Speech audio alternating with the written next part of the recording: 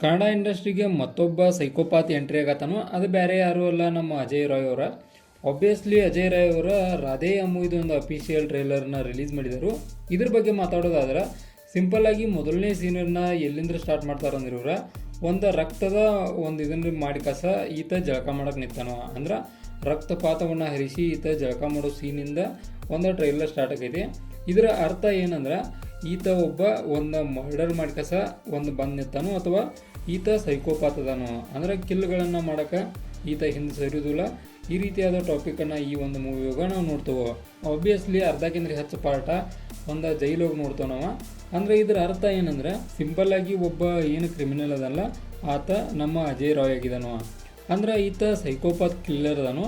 ಮತ್ತು ಒಂದು ಸೀನು ನೋಡಿದ ಪ್ರಕಾರ ನಾವು ಈತ ಒಂದು ಇನ್ವೆಸ್ಟಿಗೇಷನ್ ನಡೆಯೋ ಟೈಮ್ ಒಳಗೆ ಅಲ್ಲಿ ಕೂಡ ಪ್ರೆಸೆಂಟ್ ಇರ್ತಾನೋ. ಅಂದ್ರೆ ಈತ ಏನರ ಯಾವ್ದಾರ ಡಿಪಾರ್ಟ್ಮೆಂಟು ಕೆಲಸ ಮಾಡ್ತಾ ಇರ್ಬೋದು, ಒಂದು ನನ್ನ ಅನಿಸಿಕೆ.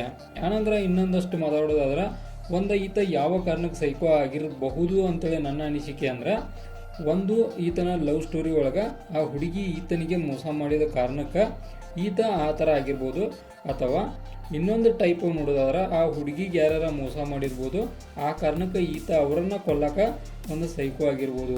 ಈ ರೀತಿ ಎರಡು ಕಾನ್ಸೆಪ್ಟ್ಗಳೊಳಗೆ ಒಂದು ಕಾನ್ಸೆಪ್ಟ್ ಮಾತ್ರ ಪಕ್ಕ ಇರ್ತೈತಿ. ಆನಂತರ ಈ ಮೂವಿಯಾಗಿ ಯೂಸ್ ಮಾಡಿದಂಥ ಬ್ಯಾಕ್ಗ್ರೌಂಡ್ ಮ್ಯೂಸಿಕ್ಗಳಾಗಲಿ VFX ಎಫೆಕ್ಟ್ಗಳಾಗಲಿ ಎಲ್ಲ ಕೂಡ ಒಂದು ಚಲೋ ಲೆವೆಲ್ ಹೋಗಿದ್ದು. ಅಂದರೆ ಯಾವ ರೀತಿ ಸೀನ್ಗಳಿಗೆ ಯಾವ ರೀತಿಯಾದ ಬ್ಯಾಕ್ಗ್ರೌಂಡ್ ಮ್ಯೂಸಿಕನ್ನು ಆ್ಯಡ್ ಮಾಡಬೇಕಲ್ಲ ಅದೇ ರೀತಿ ಆ್ಯಡ್ ಮಾಡಿದರು.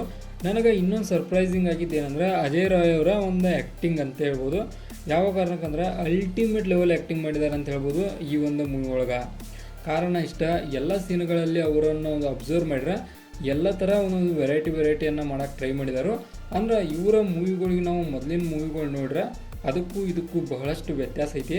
ಬಟ್ ಮೊದಲಿನ ಮೂವಿಗಳನ್ನ ಬಿಟ್ಟು ಕೊಟ್ಟಿಲ್ಲ, ಅದು ಸೀನ್ಗಳನ್ನ ನೋಡ್ತೇವೆ. ಆನಂತರ ಯಾವ ರೀತಿಯಾಗಿ ಇವರು ಚೇಂಜ್ ಆಕಾರು, ಈ ರೀತಿಯಾದ ಕಾನ್ಸೆಪ್ಟ್ಗಳನ್ನು ಕೂಡ ರಾಧೆಯ ಮೂವಿಯಾಗ ನೋಡೋ ಚಾನ್ಸ ಭಾಳ ಐತಿ. ಟೋಟಲಾಗಿ ಹೇಳೋದಾದ್ರೆ ನನ್ನ ಪ್ರಕಾರ ಒಂದು ಟ್ರೈಲರ ಒಂದು ಡೀಸೆಂಟ್ ಒಳಗೆ ತಿನ್ನೋಕ್ಕಿಂತ ಒಂದು ಚಲೋ ಲೆವೆಲ್ ಒಳಗಿತ್ತು ನನ್ನ ಕಡೆ. ಅಂದರೆ ಈ ಒಂದು ಟ್ರೈಲರ್ ಸಿಗುವಂಥ ಸ್ಟಾರ್ಗಳನ್ನು ನೋಡಿದ್ರೆ 5 ಸ್ಟಾರ್ಗೆ 4 ಸ್ಟಾರ್ನ ಕೊಡ್ತಾನು. ಕಾರಣ ಒಂದು ಹೊಸದನ್ನು ಟ್ರೈ ಮಾಡಿದರು. ಆನಂತರ ಅಜಯ್ ರಾಯ್ ಅವರ ಎಫರ್ಟ್ಗಳನ್ನ ಮೆಚ್ಚಿ ಕಾಸ ಈ ಒಂದು ಸ್ಟಾರ್ಗಳನ್ನ ಕೊಡ್ಬೇಕನ್ನಿಸ್ತು. ಸಿಂಪಲ್ ಆಗಿ ಐತಿ, ಬಟ್ ಒಂದು ಕಾಂಪ್ಲಿಕೇಟೆಡ್ ಒಂದು ಸ್ಟೋರಿ ಅಂತ ಹೇಳ್ಬೋದು ನಾವು. ಅಂದರೆ ಒಂದು ಜೈಲ, ಆನಂತರ ಒಂದಷ್ಟು ಕಾನ್ಸೆಪ್ಟ್ಗಳ ಇವರನ್ನು ಭೇಟಿಯಾಗಕ್ಕೆ ಯಾರ ಹೊಸ ವ್ಯಕ್ತಿಗಳು ಬರತ್ತಾರೋ. ಅಂದರೆ ಟೋಟಲಾಗಿ ನೋಡಿದ್ರೆ ಇವರ ಟಾರ್ಗೆಟ್ ದೊಡ್ಡ ವ್ಯಕ್ತಿನ ಅದನ್ನು, ಅವನನ್ನು ಈತನಿಂದ ರಕ್ಷಿಸಕ್ಕೆ ಏನರ ಇವರ ಟ್ರೈ ಮಾಡ್ತಾ ಇರ್ಬೋದು. ಕಾನ್ಸೆಪ್ಟ್ ಮೂವಿ ಬಂದ್ಬೇಕನ್ನೋ ಗುರ್ತಾಗೈತಿ. ಬಟ್ ಟ್ರೈಲರ್ ಪ್ರಕಾರ ನೋಡೋದಾದ್ರೆ ಒಂದು ಜೈಲು, ಆನಂತರ ಒಂದು ರೀತಿಯ ಲವ್ ಸ್ಟೋರಿ, ಈ ಎರಡನ್ನು ಒಳಗೊಂಡಂಥ ಒಂದು ಮೂವಿ ಅಂದರೆ ಅದು ರಾಧೆಯ ಮೂವಿ ಅಂದರೆ ತಪ್ಪಾಗೋದಿಲ್ಲ. ಇದಾಗಿತ್ತು ರಾಧೆಯ ಮೂವಿ ಅಫಿಷಿಯಲ್ ಟ್ರೈಲರ್ ರಿವ್ಯೂ.